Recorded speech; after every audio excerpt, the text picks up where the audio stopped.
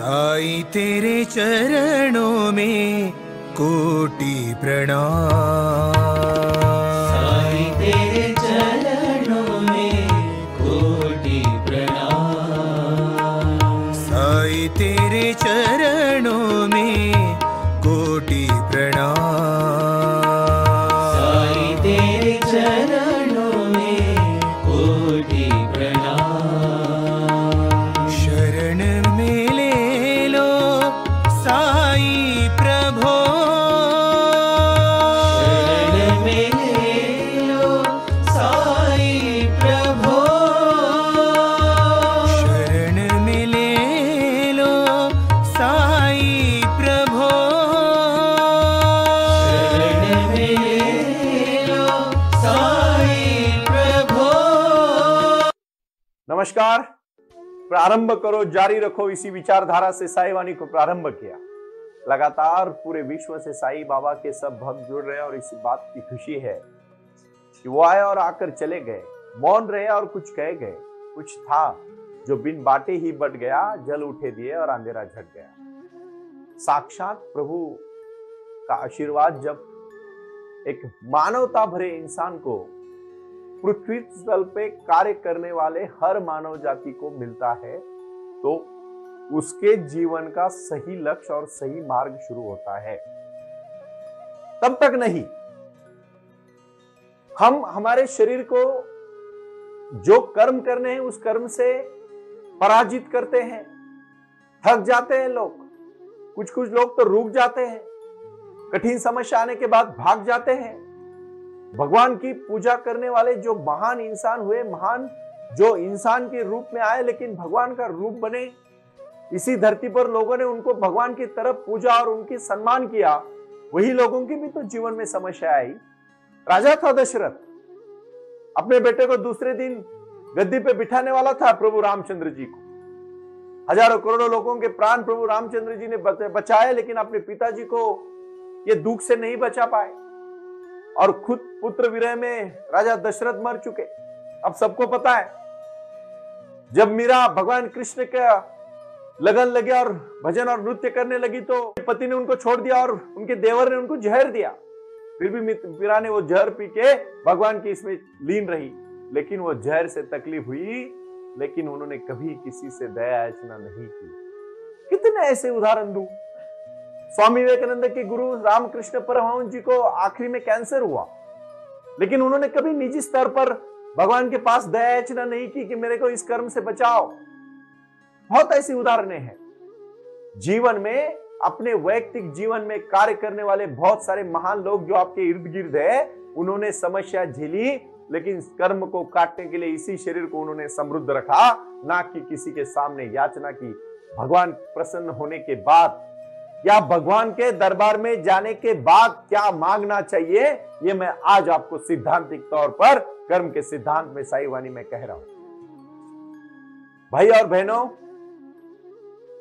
प्रारंभ करो और जारी रखो, इसी विचारधारा से साईं वाणी का मैंने प्रारंभ किया और लगातार लोगों से जुड़ने के बाद जो आनंद मुझे आज मिल रहा है, जो कार्य करने के लिए मैं आज आपके साथ खड़ा हूं, इसमें बड़ी खुशी है कि धर्म क्षेत्रे कुरुक्षेत्रे समवेताः युत्स्वा मामका पांडव क्षेव किम कुर्वत संजय।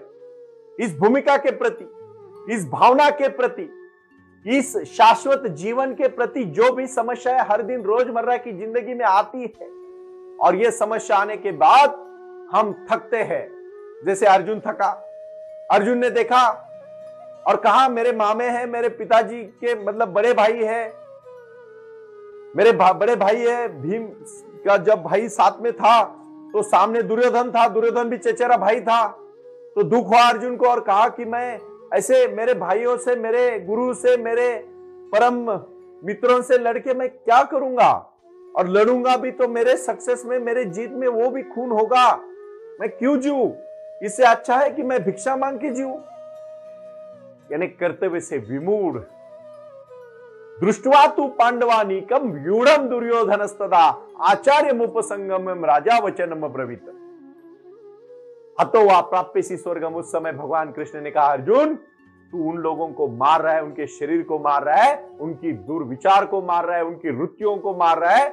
मरने के बाद तो शरीर मरेगा, आत्मा तो ट्रांसफर हो जाता है, बदला जाता है, दूसरे शरीर में जाता है, नया शरीर मिलेगा। तो ऐसी भौतिक स्थितियों की चिंता क्यों करता है? रोजमर्रा की जिंदगी में हमें सबसे ज्यादा डर है कि हमारा क्या होगा। बहुत सारे लोग मैंने ऐसे देखे जीवन में, इतने संदिग्ध है, इतने शापित है, इतने दुखी है, इतने दुराग्रही है, इतने मत्सरी है, इतने द्वेषात्मक जीने वाले हैं, जो अपनी जीवन को बहुत बुरी तरह से कोसते हैं और उनको लगता है कि उनसे दुखी कोई नहीं। अरे तुम इन लोगों के दुख देखो।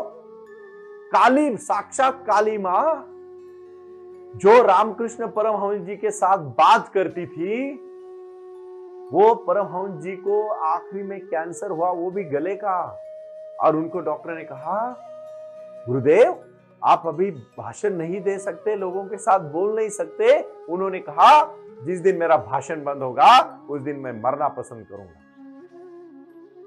कितना बड़ा दुख झेला। कर्म कोई नहीं टाल सकता, आप उसकी चिंता मत करो। जो होगा वो उसकी मर्जी से होगा, और जो हो रहा है उसी की मर्जी से हो रहा है, और जो होगा वो होगा ही होगा, और जो नहीं होगा वो कभी नहीं होगा। भाइयों और बहनों, ये विचारधारा है, ये शक्ति है, ये भक्ति है, एक रुतबा है, एक शाश्वत चीजें है ये, इसको हम नहीं टाल सकते। आप अपने रोजमर्रा की जिंदगी में सिर्फ कार्य करने का काम करो बस। और ऐसी बात है, याद रखना, मैं आज एक सक्सेसफुल गुरु मंत्र देता हूं जो आज तक आपको किसी ने नहीं दिया होगा। 8 घंटा आप अपने लिए निजी रखो, उसमें 6 घंटा आप सो जाओ, 2 घंटा आप एक्सरसाइज करो, 1 घंटा योगा, 1 घंटा मतलब आधा घंटा प्राणायाम और आधा घंटा एक्सरसाइज। जो भी आप करना चाहोगे, जिम करो, उठक बैठक करो, जो भी करना चाहते हो, दंड बैठक करो, हनुमान बैठक करो, जो भी करना चाहते हो, लेकिन 2 घंटा एक्सरसाइज करो। और एक बात कहता हूं, 8 घंटा सिर्फ ज्ञान प्राप्त करने को करो। सिर्फ और सिर्फ पूरे ब्रह्मांड में सिर्फ इंसान ही ऐसी शक्ति है जिसके पास सोचने की एक ताकत और बोलने की ताकत भी है। बाकी प्राणियों के पास सब कुछ है, लेकिन बोलने की क्षमता नहीं, विचार करने की क्षमता नहीं। होगी थोड़ी बहुत लेवल पे अलग अलग प्राणियों में, लेकिन इंसान में सबसे ज्यादा है, इसीलिए इंसान पूरे धरती पर राज कर रहा है। लेकिन आपको सच कहूं, वो ज्ञान प्राप्त करता है ना तो दुख कम हो जाता है। जो ज्ञानी है ना वो मूढ़ है, कभी नहीं वो ऐसी किसी भी छोटी छोटी चीजों के पीछे पड़ेगा। जो सच्चा ज्ञानी हुआ उसका उद्धार हुआ। और यही आज का कर्म का सिद्धांत है कि व्यर्थ किसी के लिए, विरह के लिए रो मत। वो आपके हाथ में नहीं है, बिल्कुल आपके हाथ में नहीं है। ये बात मैं विश्वास और दावे के साथ कहना चाहता हूं कि कुछ कर गुजरने के लिए मौसम नहीं मन चाहिए, साधन तो जुट जाएंगे, संकल्प का धन चाहिए। संकल्प ही तय नहीं होता, इसीलिए लोगों के जिंदगी में खुशी ही नहीं आती। कितने सारे लोग मैंने दुखी देखे, क्योंकि वो छोटी छोटी चीजों से दुखी हो जाते हैं। कोई मर गया उसी के लिए पूरे रो रहे। कुछ मैंने तो ऐसे लोग देखे, कोई अपना नजदीकी मर गया, उसने भी सुसाइड कर लिया। अरे भाई उसका जीवन था, वो जी गया, तू तेरा जिंदगी जीना। ठीक है, दुख होता है, मैं नहीं कहता कि आप बिल्कुल भावना शून्य बनो, मैं बोलता हूं वैचारिक भावनावान बनो। जिस दिन आपको ज्ञान प्राप्त होगा, मैं विश्वास के साथ कहना चाहूंगा, किसी भी बात का आपको दुख नहीं होगा, क्योंकि क्रोधात भवति सम्मोह, सम्मोहात स्मृति विभ्रम, स्मृति भ्रंशात बुद्धिनाशो, बुद्धिनाशात प्रणश्यति। ये भूमिकाएं है, ये भावनाएं है, ये जीवन है। ये तो ऐसे होगा ही।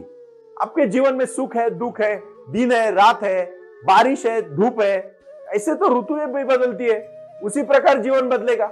अपने जीवन में आज के लक्ष्य में एक बात आपको तय करनी है, जो कर्म का सिद्धांत है, भोगना सबको पड़ता है, उससे किसी का भी छुटकारा नहीं है। इसीलिए शिरडी के साईं बाबा का सबसे पहला आशीर्वाद है, मानवता ही धर्म है।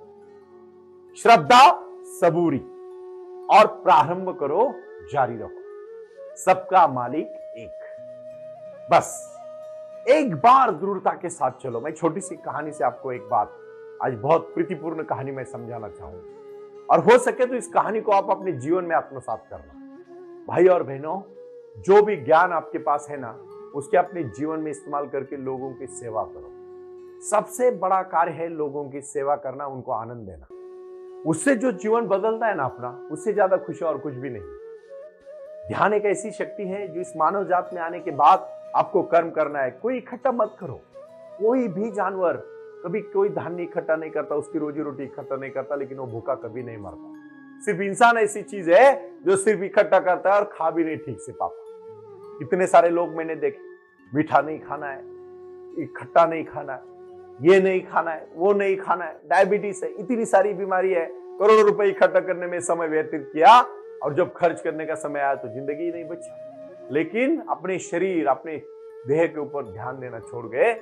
और याद रखना, वो पूरा चीज उन्होंने साम्राज्य खड़ा किया लेकिन उसका उपभोग नहीं ले पाए। इसीलिए कुछ ऐसे लोग मैंने देखे, आज भी मुझे सबसे प्रीतिपूर्ण और सबसे अच्छे व्यवसायिक, मैं उनका कोई मार्केटिंग नहीं करता हूं, लेकिन निजी तौर पर कहा जाए तो मैं आनंद महिंद्रा जी को बहुत बहुत मैं उनका तहे दिल से रिस्पेक्ट करता हूं, क्योंकि उनकी सेहत, उनका एक शरीर, उनका मन, उनके विचार, उनके ट्वीट्स, उनका कार्य, उनका कंट्रीब्यूशन, उनका समाज, उनका कार्य, उनका व्यवसाय, उनका व्यापार, उनका उद्यम, उनकी सोच, उनकी भाषण, जब भी मैं पढ़ता हूं मुझे बहुत खुशी होती है। ऐसे परफेक्ट इंसान होने चाहिए। हो गए उनके जीवन में भी निजी तौर पर दुख सुख होंगे, वो कभी ज्यादा उन्होंने सार्वजनिक तौर पर नहीं बताया, लेकिन उनकी व्यवहार, उनका समाज देखने के बाद दिल खुश हो जाता है। उसी प्रकार होना चाहिए। इसी को कहते हैं जीवन। क्योंकि अपने कार्य में लगते समय, मैं बहुत पहले आपको पुरानी कहानियां बताता हूं, अभी मैं इर्द गिर्द देखता हूं कहानियां। हर दिन मेरे को एक पात्र दिखाई देता है, हर दिन जीवन में एक कार्य दिखाई देता है, हर इंसान में मुझे एक वो अहमियत दिखाई देती है जो उसमें होनी चाहिए। और इसीलिए कर्म का सिद्धांत ना टाले। जो महान हुए, जो भगवान के नजदीक गए, जो भगवान तक बने, उनके भी कर्म नहीं छूटे तो हमारे नहीं छूटेंगे। आज मैं दम के और डट के मैं इसीलिए कहना चाहता हूं क्योंकि इस बात को आपको भोगना पड़ेगा, कभी छुटकारा नहीं इससे। ये मत सोचिए कि आपको इससे छुटकारा मिलेगा और कोई इसके भगवान की इसमें कोई भी वशीलेबाजी दलाली नहीं चलती। भगवान उसको कर्म लेने के बगैर ही उस शरीर को मुक्ति देते हैं, वैसा नहीं देते। इसीलिए मैं सिद्धांतिक तौर पर कहूंगा, जो साईं बाबा के पास जाने के बाद क्या मांगना है, ये नहीं मांगना है कि बाबा मुझे पैसा दो, ये नहीं मांगना है कि बाबा मुझे मेरे संग में से को दूर करो। बाबा को ये मांगो, हे साईं मेरे जीवन में जो भी समस्या आए उसका डट के सामना करने की शक्ति मुझे देना। हे साईं मैं मेरे हाथ से साईं इतना दीजिए जामे कुटुंब समाए, मैं भी भूखा ना रहूं साधु भी भूखा ना जाए। तीसरा और महत्वपूर्ण विषय, हे साईं मुझे इतनी शक्ति दीजिए कि जो मेरे जीवन में कार्य करने में मदद करे। इन सब चीजों के प्रति उठो भाइयों बहनों, रुको मत, कार्य करो, डट के खड़े रहो और संभाल के काम करोगे तो जीवन बदलेगा। भगवान से क्या मांगना है आपको? आपके कार्य में तो फल मिलेगा। आप जितना आउटपुट दोगे, इनपुट दोगे उतना आउटपुट आएगा। अगर इनपुट नहीं दोगे तो आउटपुट कहां से आएगा? कर्म करोगे तो ही फल मिलेगा। बिना कर्म किए कौन देगा आपको कुछ? कुछ भी नहीं देगा। इसीलिए अगर जीना है तो कर्म करना पड़ेगा और अगर मरना है तो फिर कुछ नहीं करना पड़ेगा। और क्यों नहीं जीना है? जिंदगी अगर हमारे हाथ में नहीं है तो मृत्यु भी हमारे हाथ में नहीं है। मैं खासकर उन लोगों को आज कहना चाहता हूं जो कर्म से भागना चाहते हैं। और बहुत ऐसे लोग हैं जो अपने कर्तव्य से भागने के लिए उनका बड़ापन समझते हैं और ये गलत बात है। इसीलिए कुछ कर गुजरने के लिए मैं कहता हूं मौसम नहीं मन चाहिए, साधन तो जुट जाएंगे, संकल्प का धन चाहिए। और वो संकल्प होना चाहिए वैचारिक संकल्प, दृढ़ता वाला संकल्प, मानवता वाला संकल्प, प्रगल्भता बनाने वाला संकल्प और राष्ट्र को निर्माण करने वाला संकल्प, बस और कुछ। और ये बनना है, कुछ करना है। और इसीलिए यत्र योगेश्वरो कृष्णो यत्र पार्थो धनुर्धरो तत्र श्रीर विजयो भूतिर ध्रुवा नीतिर मतिर मम। क्योंकि कामेश क्रोधयेश रजोगुण तम भव, ये भूमिकाएं है। अपने जीवन में अपने को अपना जीवन का कर्म भोगने से पहले या कर्म भोगते भोगते जीवन को जीना भी चाहिए। अब बोलेंगे जीने वाली कौन सी बात है? रोजमर्रा की जिंदगी में खुशी से जीना ही जीवन है। जीवन कोई पड़ाव नहीं है भाइयों, जीवन कोई अंतिम लक्ष्य नहीं है। हर दिन जीना ही जीवन है। सच कहता हूं मैं, कोई लक्ष्य नहीं होता बड़ा जीवन का, जीने का कोई लक्ष्य नहीं, जीवन ही लक्ष्य है। हर दिन की जिंदगी जीना ही लक्ष्य है। आप ठीक से सुनो मैं क्या बोल रहा हूं। हर दिन जीवन अच्छी तरह से जीना ही जीवन का लक्ष्य है, ना कि जीवन में कुछ पाना लक्ष्य होना चाहिए। कुछ पाने के बाद क्या? कुछ लोग बहुत अच्छे तय करते हैं कि मैं ये पाना चाहता हूं, जिस दिन वो चीज पा लेते हैं उस दिन फिर से दुखी हो जाते हैं क्योंकि और आगे का पड़ाव दिखता है।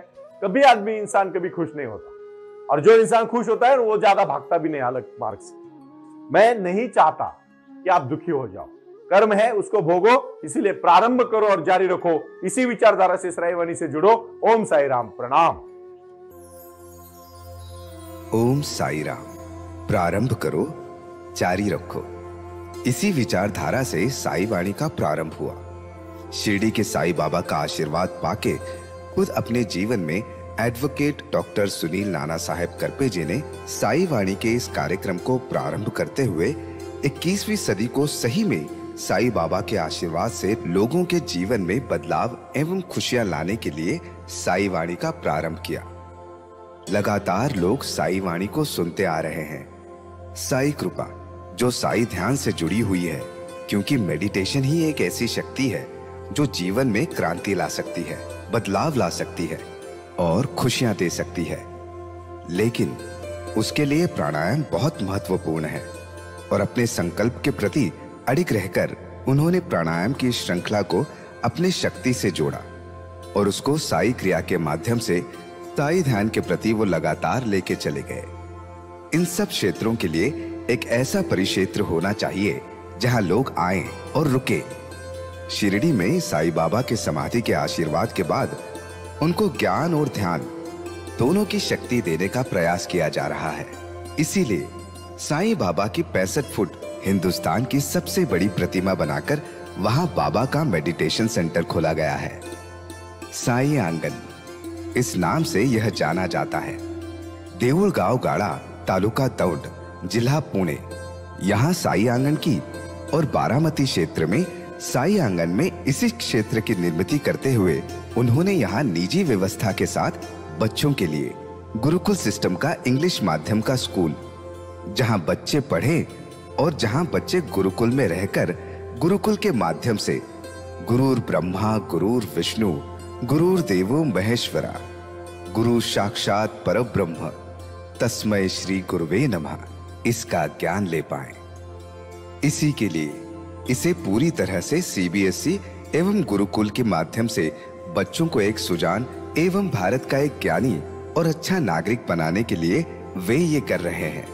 उसी के साथ हेल्थ इज वेल्थ कहते हैं कि शरीर ही सबसे महत्वपूर्ण संपदा है और उस संपदा को आयुर्वेदा के माध्यम से लोगों को जोड़ना चाहिए। इसीलिए उन्होंने यहाँ साई वाणी आयुर्वेदा हॉस्पिटल की भी निर्मित की है और उस कार्य के लिए वो पूरी तरह जुड़ चुके हैं। पूरे विश्व से लोग साई क्रिया और साई ध्यान के माध्यम से जुड़ रहे हैं और इसीलिए उन्होंने साई वाणी trust.org इस ई कॉमर्स की भी स्थापना की है। इस ई कॉमर्स के माध्यम से हजारों करोड़ों भाई बहन को उन्होंने व्यापार करने के लिए